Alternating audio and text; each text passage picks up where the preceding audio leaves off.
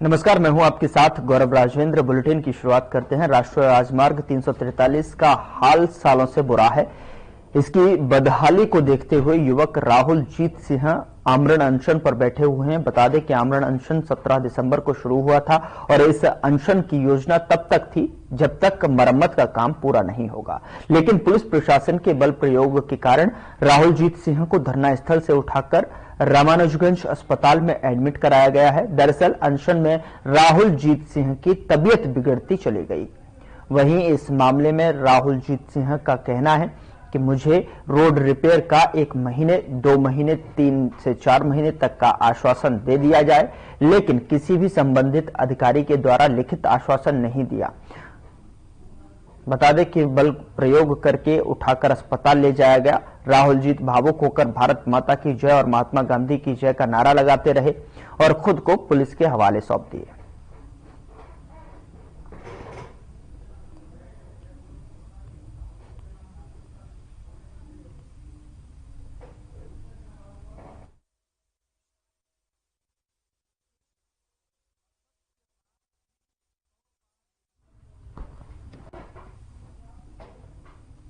उधर छत्तीसगढ़ के बीएड अभ्यर्थी लगातार अपनी नौकरी बचाने के लिए आंदोलन कर रहे हैं। आपको बता दें कि सरगुजा से जिस तरीके से रायपुर तक अनुयायी यात्रा निकाली जा रही थी, जिसे बिलासपुर में पुलिस ने रोक दिया। वहीं पदाधिकारी और नेताओं से मुलाकात कर ज्ञापन सौंप दिया गया है। हर जगह से सिर्फ आश्वासन ही मिल रहा है। यदि मांगी पूर्ण नहीं होंगी और टर्मिनेट कर दिया जाता है तो उग्र आंदोलन भी किया जाएगा। शिक्षक हैं और वो पूरे छत्तीसगढ़ से आए हुए हैं, तो हम अपने अपने गृह जिलों में और अपने अपने क्षेत्रों में हर विधायक और मंत्रियों से, इवन जहां पर हम पदस्थ हैं वहां करके भी जो विधायक और मंत्री वगैरह गण हैं उन सब से मिल चुके हैं और सबसे हमको एक मौखिक आश्वासन तो मिला है। सबका ही हमको सपोर्ट मिल रहा है, लेकिन मौखिक रूप से मिल रहा है। तो हमारी अब मुख्यमंत्री जी से ये गुहार है, क्योंकि डीपीआई के अधिकारियों से जब हमारी बात हुई तो उन्होंने भी ये कहा कि हमारे पास अब तक कोई भी लिखित आदेश नहीं आया है जिसके आधार पर हम कुछ आपको बचाने के लिए, आपके लिए कुछ किया जा सके। तो जब तक वो ऐसा कोई आदेश नहीं आता है तब तक हमारे बचने की राह जो है वो क्लियर नहीं हो पाएगी। तो मुख्यमंत्री जी से हमारी यही गुहार है कि वो हमारी सेवा सुरक्षा के लिए डीपीआई वालों को अति शीघ्र आदेशित करे। सर, हमारे कई सैकड़ों साथी सरगुजा से, अंबिकापुर से रैली निकाल रहे थे पैदल यात्रा रायपुर आने के लिए, और बिलासपुर में जैसे ही सर ये रैली पहुंची और सभी लोग उसमें हम लोग शामिल होना चाहते थे, परमिशन भी लिए थे, लेकिन सर जैसे ही हम लोग पहुंचे सर सैकड़ों की संख्या में, और अचानक से लेटर आ गया कि नहीं, आपका रैली जो परमिशन था वो निरस्त कर दिया गया है करके। तो सर काफी ज्यादा परेशान हुए हम लोग, सभी शामिल हुए थे, है ना। कई सैकड़ों साथी जो आ रहे थे, मनोबल टूटा सर। फिर वहां से सर हम लोग वापस आ गए और डीपीआई के अधिकारी द्वारा हमारे टीम मेंबर्स को 10-11 लोग को बुलाया गया और बताया गया कि सर आप लोग के पास ज्यादा समय नहीं है।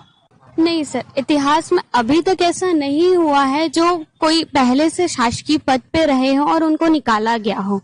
शायद ये पहला ही होगा हमारा जिसमें हमें सरकारी नौकरी में कार्यरत हैं उनको निकाला जाएगा। अभी तक हमने तो कहीं नहीं सुना है कि पहले से कार्य कर रहे हो और अचानक से उनको निकाला जाए, जिनकी कोई गलती भी नहीं है। इवन हमारे गैजेट में लिखा हुआ है बीएड और डीएड दोनों ही एलिजिबल है, लेकिन अचानक से वो कोर्ट केस में हमें ऐसा फैसला सुना दिया जाता है जिसमें बीएड बाहर हो जाते हैं। तो ये तो हमारे साथ ही अन्याय हो रहा है। हमारी इसमें कोई गलती नहीं है, बिना गलती की सजा वाली बात हो गई है ये।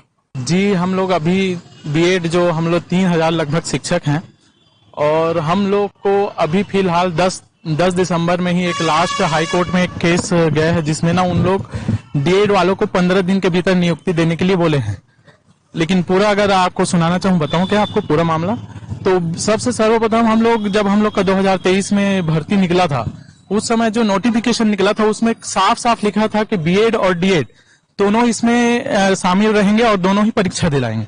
हम लोग उसी के नोटिफिकेशन के ही आधार पर तैयारी चालू किए, सब चीज को छोड़कर हम लोग तैयारी चालू किए, सब एग्जाम में बैठे। वहां से हम लोग मेरिट लिस्ट में भी आए। मेरिट लिस्ट में आने के बाद हमारा सिर्फ ज्वाइनिंग बचा था। उसी बीच में राजस्थान का केस चल रहा था सुप्रीम कोर्ट में, उसका जिक्र नोटिफिकेशन में यहाँ कहीं नहीं था कि हमको तो पता भी नहीं था कि कहीं केस चल रहा है डीएड बीएड का। अधिकतर अभ्यर्थियों को तो ये सब पता ही नहीं था। हम छत्तीसगढ़ के हिसाब से ही पढ़ रहे थे, सब चीज कर रहे थे। अचानक वहां 11 अगस्त को एक सुप्रीम कोर्ट का एक आदेश आया कि डीएड सिर्फ प्राथमिक के एलिजिबल रहेंगे, अब बीएड वाले यहाँ नहीं है। लेकिन यहाँ हमारा सब चीज हो चुका था, हम मेरिट में आ गए थे, सिर्फ ज्वाइनिंग बचा था।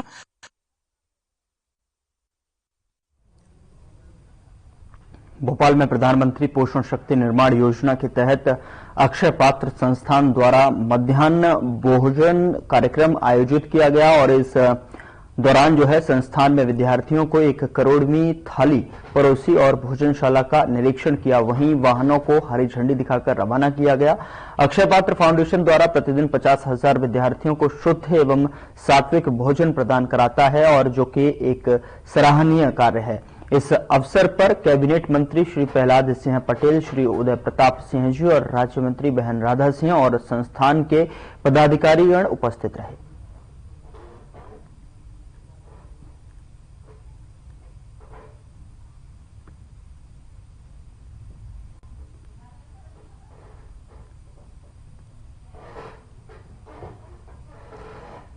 उधर मुख्यमंत्री डॉक्टर मोहन यादव ने आज शाहपुरा भोपाल में प्रधानमंत्री पोषण शक्ति निर्माण योजना के अंतर्गत अक्षय पात्र संस्थान द्वारा आयोजित 1 करोड़ मध्याह्न भोजन कार्यक्रम में सहभागिता की और इस दौरान मुख्यमंत्री डॉक्टर यादव ने संस्थान में विद्यार्थी को 1 करोड़वीं थाली परोसी और भोजनशाला का जो है निरीक्षण किया। वाहनों को हरी झंडी दिखाकर रवाना किया और इस अवसर पर कैबिनेट मंत्री प्रहलाद सिंह पटेल और संस्थान के पदाधिकारीगण उपस्थित रहे।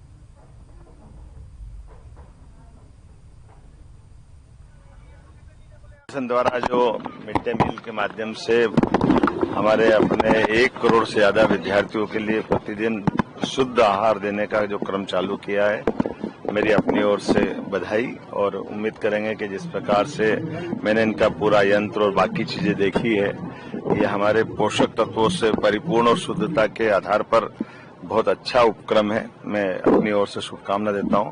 हमारे मंत्री श्रीमान प्रहलाद पटेल जी हमारे साथ यहाँ मौजूद हैं, माननीय शिक्षा मंत्री उदय प्रताप सिंह जी, माननीय राधा सिंह जी, मंत्री मध्य प्रदेश शासन, हम सब ने मिलकर के इस पूरे अभियान के प्रति शुभकामना दी है और उम्मीद करेंगे कि ये हमारे बाकी राज्य के बच्चों को भी इस प्रकार से मिलेगा। मैंने पहले वृंदावन और बेंगलुरु में भी देखा है, जब मैं फूड प्रोसेसिंग मिनिस्टर था। हाइजीन के मामले में देश में इनका सबसे अच्छा रिकॉर्ड है और अभी तक 1 करोड़ थालियों का उन्हें लक्ष्य प्राप्त कर लिया है। 1 साल पूरा हो गया। मुझे लगता है कि शुचिता, शुद्धता और हाइजीन के मामले में हम बच्चों के प्रति जितनी सजगता रखेंगे वो आने वाली पीढ़ी के लिए बेहतर होगा। अक्षय पात्र इस बात के लिए बधाई का पात्र।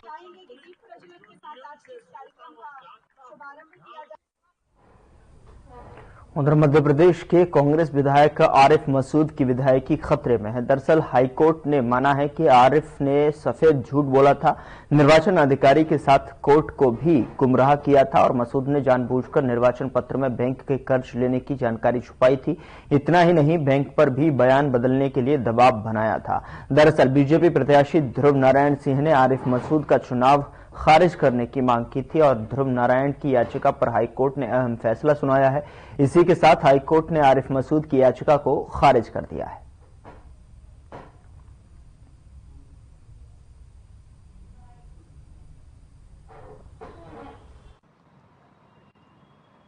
इस प्रकरण की जो पृष्ठभूमि ये है कि आरिफ मसूद का जो चुनाव है उसको चुनौती दी गई है वहां के जो प्रत्याशी थे भाजपा के ध्रुव नारायण सिंह द्वारा। तो उस याचिका को निरस्त करने के लिए उन्होंने एक आवेदन लगाया था जो माननीय उच्च न्यायालय ने पूर्व में निरस्त कर दिया था, जिसके विरुद्ध वो लोग सुप्रीम कोर्ट गए। वहां जाकर उन्होंने गलत बयानी करी और ये कहा कि जिन दस्तावेजों के आधार पर कर्ज को छुपाने के तथ्य प्रस्तुत किए गए हैं वे फर्जी हैं, कूट रचित हैं।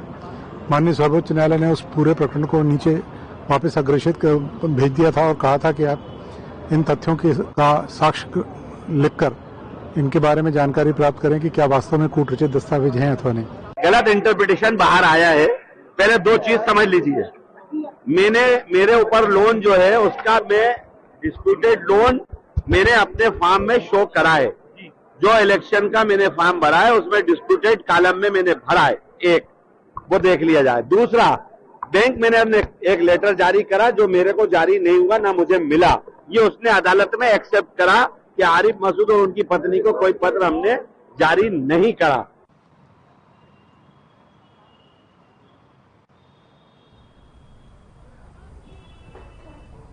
हाईकोर्ट की तरफ से जो है चुनाव खारिज करने की इनकी तरफ से जो मांग हुई थी, जो है उन्होंने हाईकोर्ट ने आरिफ की याचिका को खारिज कर दिया है।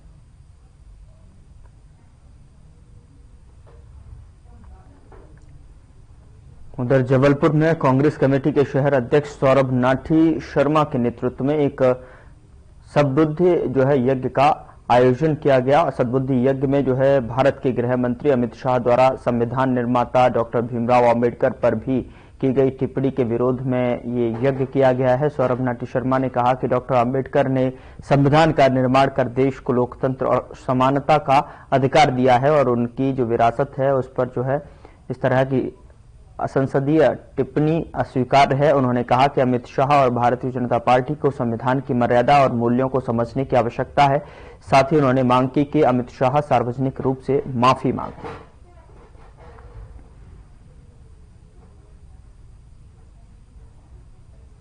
जबलपुर में सद्बुद्धि यज्ञ का आयोजन किया गया और अमित शाह की तरफ से अंबेडकर वाले बयान पर जो है ये प्रदर्शन देखने को मिला है, जहां पर सद्बुद्धि यज्ञ का आयोजन किया गया है और उन्होंने कहा कि सार्वजनिक तौर पर जो है अमित शाह को माफी मांग लेनी चाहिए।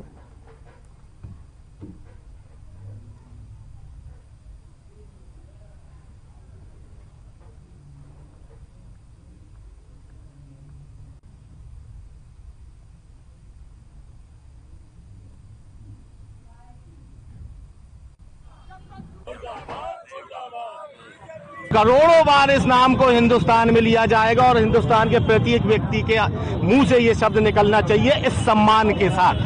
इस सृष्टि की रचना भगवान ने करी, जीवन दिया, मगर जीने का अधिकार अगर हिंदुस्तान वासियों को किसी ने दिया है तो वो बाबा साहब अंबेडकर ने दिया है। और इस संवैधानिक व्यवस्था के चलते, लोकतांत्रिक प्रणाली के चलते अमित शाह जैसा व्यक्ति हिंदुस्तान की लोकसभा में सदस्य बनता है और जिनने संविधान की रचना करी उसको असंसदीय तरीके से कल बाबा साहब को जिस तरीके से संसद में बोला गया, हम उसका यहाँ पर विरोध कर रहे हैं। विरोध के साथ साथ यहाँ हम लोगों ने सद्बुद्धि यज्ञ करा है कि अमित शाह जैसे व्यक्ति को भगवान सद्बुद्धि दे। जिस संविधान के चलते हिंदुस्तान के सबसे बड़ी पंचायत के आप सदस्य बन रहे हो और संविधान के रचयिता को आप इस तरीके से सदन के अंदर जो बोले उस बात का हम लोग विरोध कर रहे हैं।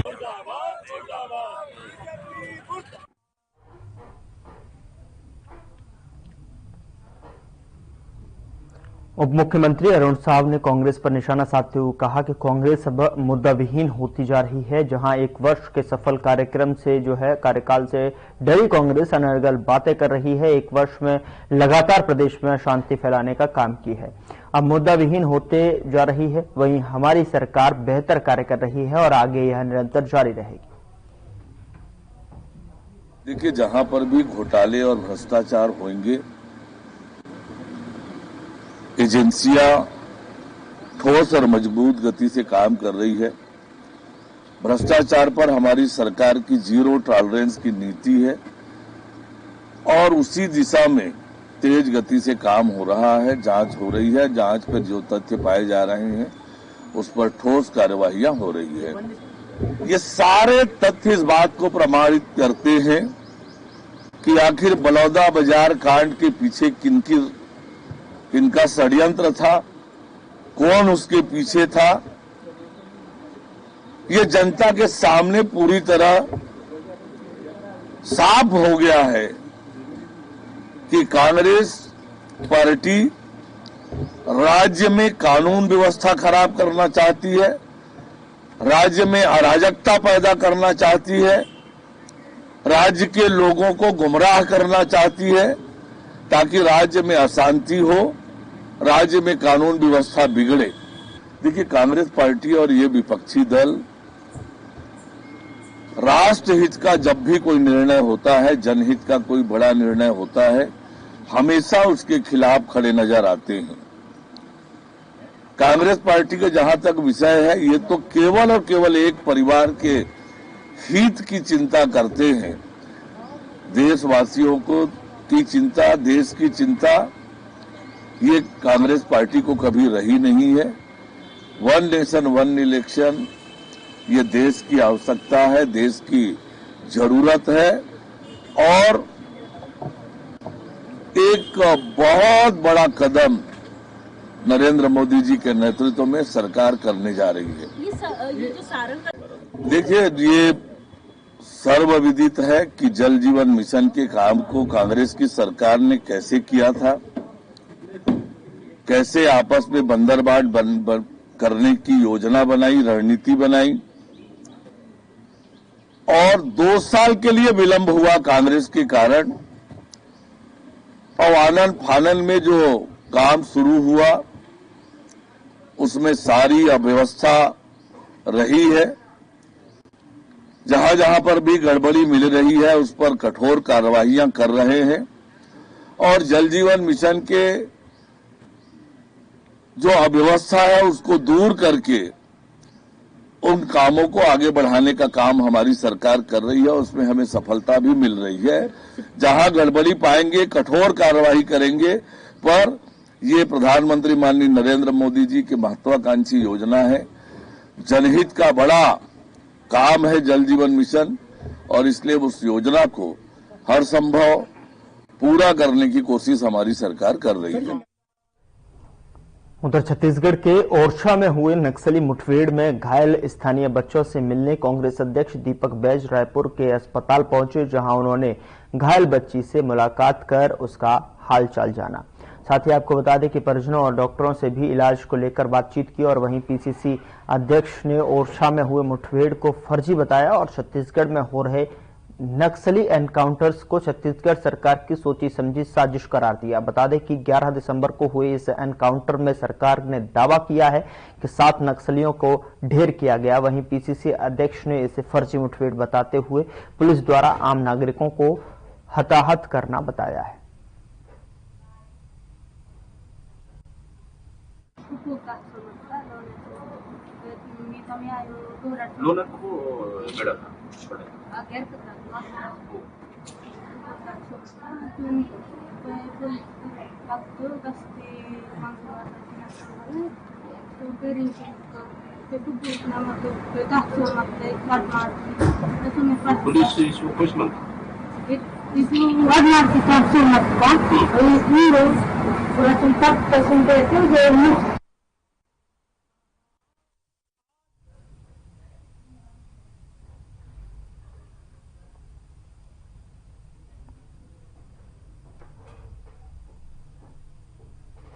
पूर्व डिप्टी सीएम टीएस सिंहदेव के बयान पर बवाल मचा हुआ है। बीते दिनों जिला कांग्रेस सम्मेलन में टीएस सिंहदेव ने बाबरी मस्जिद पर हुए सुप्रीम कोर्ट के डिसीजन को लेकर अपना बयान दिया था, जिस पर राजनीतिक गलियारों में जो है हंगामा मचा हुआ है। टीएस सिंहदेव ने कहा कि विवादित भूमि पर जजों ने न जाने क्यों ऐसा फैसला लिया।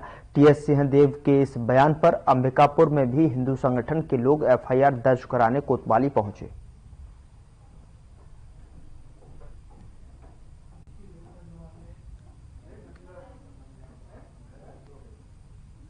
देखिए, लास्ट अपने मीटिंग में टीएस सिंहदेव जी ने जो अपने वक्तव्य में कहा है उसमें उन्होंने सुप्रीम कोर्ट के द्वारा दिए गए निर्णय पर उंगली उठाया है, मंदिर निर्माण की प्रक्रिया को प्रभावित होना बताया है। आज वर्षों की लड़ाई के पश्चात वहां पर राम मंदिर का निर्माण हुआ है। सारी वैधानिक बाध्यताओं को पूरी करते हुए मंदिर का निर्माण हुआ है। ऐसे में मंदिर निर्माण की प्रक्रिया पर सवाल उठाना हिंदू जन भावनाओं का अपमान है, मुस्लिम तुष्टीकरण है। कि देश में विशेष और विषम परिस्थिति जो बन गई थी, एक बार भी उसको थामने के लिए, रोकने के लिए और खत्म करने के लिए मत उठाओ। 5 जज के बेंच ने ये फैसला किया, सारे देश में विद्यमान नियम और कानून के खिलाफ जितने संविधान के प्रावधान हैं, जितने कानून हैं, उसके खिलाफ कि जमीन का मालिक कौन है वास्तव में, उस पर चर्चा ही नहीं है, फलाना क्या है उस पर चर्चा ही नहीं है। बस ये निर्णय लिया गया कि इसको ऐसा करने के लिए ये फैसला सुना दिया जाता है, ताकि आगे के लिए बात को अब नहीं खोला जाएगा और अमन चैन देश में बना रहेगा।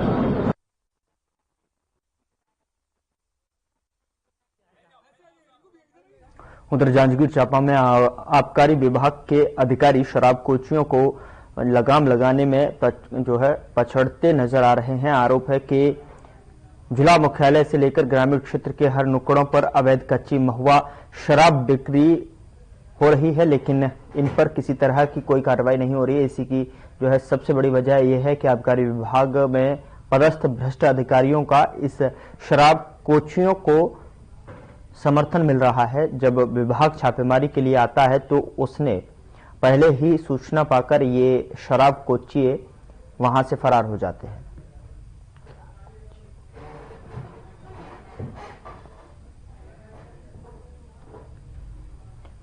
उधर बलरामपुर जिले के एक स्कूल के शिक्षकों को छात्राओं से छेड़छाड़ और अश्लील हरकत के मामले में गिरफ्तार किया गया है।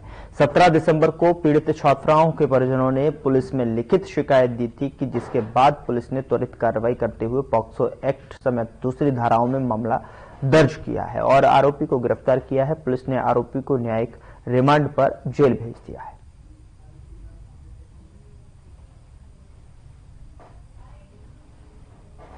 को पीड़ित छात्राओं के परिजन थाना पहुंचे थे। उनके द्वारा बताया गया कि उनकी बच्चियां जिस स्कूल में पढ़ती है वहां पदस्थ शिक्षक मोहम्मद साहिब के द्वारा बच्चियों के साथ अश्लील हरकत एवं छेड़खानी किया जाता है। उक्त मामले की गंभीरता को देखते हुए तत्काल वरिष्ठ अधिकारियों को अवगत कराया गया तथा थाने में अपराध पंजीबद्ध कर आरोपी शिक्षक मोहम्मद साहिब को गिरफ्तार कर न्यायिक रिमांड पर जेल भेजा गया। उधर हनुमान मंदिर और गोपीदास मंदिर की सैकड़ों करोड़ की दान दी गई संपत्ति को अवैध रूप से भूमाफिया बेच रहे हैं। ये बड़ा आरोप अवधेश जैन ने लगाया है और आपको बता दें कि फर्जी सर्वाकर जो है महंत बनकर आशीष दास राजस्व न्यायालय में जमीन बिक्री की सहमति दे रहे हैं। महासमुंद के भूमाफिया हरमीत सिंह खनूजा रायपुर में मंदिर और संस्थाओं की जमीन हड़पने के लिए गिरोह बनाकर काम कर रहे हैं। भाजपा के पदाधिकारी और मजदूरों की संस्था की कीमती जमीनों में कुटर्चना का जो है हड़पने का खेल खेला जा रहा है, जिसमें आरोप ये भी है कि कई राजस्व अधिकारियों की संलिप्तता भी इसमें है।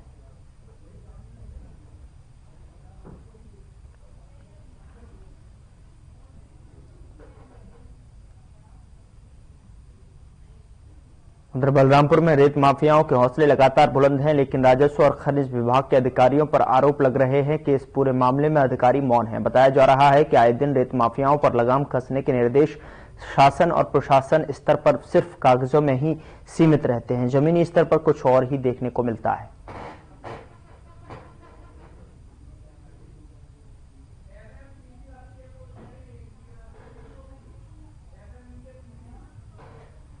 चलिए इस बीच बड़ी खबर का रुख करते हैं। सख्ती से बड़ी खबर है जहां पर स्कूलों के समय में बदलाव हुआ है। बढ़ती ठंड को देखते हुए फैसला लिया गया है। कलेक्टर के निर्देश पर जो है डीईओ के आदेश हैं। प्रथम पाली का समय सुबह 8 बजे से 12 बजे तक और 12:15 से शाम 4:30 तक जो है द्वितीय पाली का समय रखा गया। तत्काल प्रभाव से आदेश पर अमल हो और 18 जनवरी 2025 तक जारी रहेगा आदेश।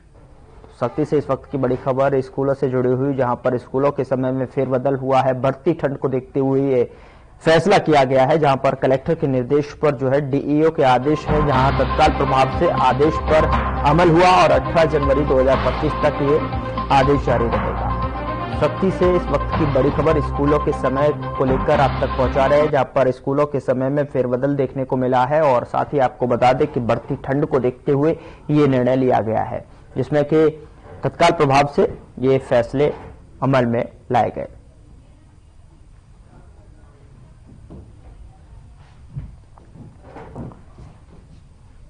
फिलहाल बुलेटिन में इतना ही। नमस्कार।